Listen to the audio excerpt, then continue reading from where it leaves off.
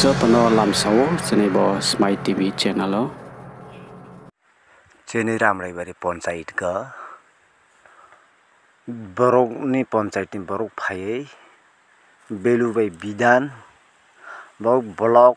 ni south ni block ni president member nei sini serong bujai serong na phakai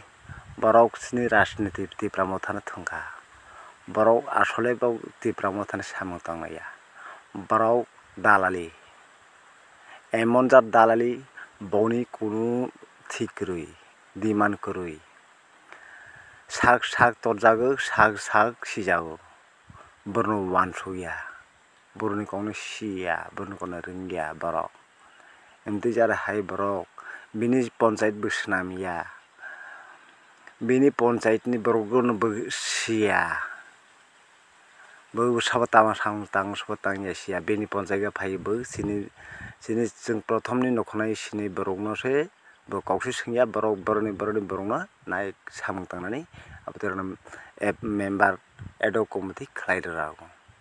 bo kisapa lasini nungya ang nije block president south ni himnei bidan master bo ang south ni president block committee ni tipramo thang president hinsao kintu sara tibrani joto siu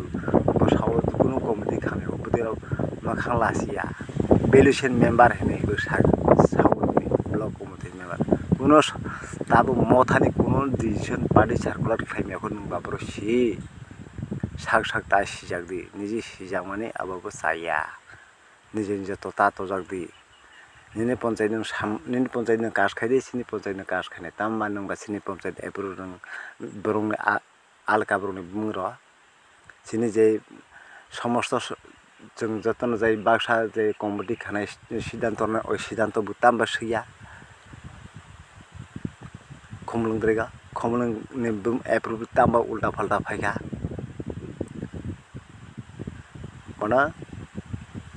sar onanto bubagra na khulum yafaro bubagra nung sar onanto naujotono mana thiklai marnai horendra in bepar no horendra basiya debojit siya mangai bujiya gai debojit no phone khaim debojit receive khaya debojit bo kam ke bujiyan dargai debojit no bao bidan belu bujai gai debojit bonatlang rayo kamna debojit sajjo nagai 27 ni candidate MDC debojit nagai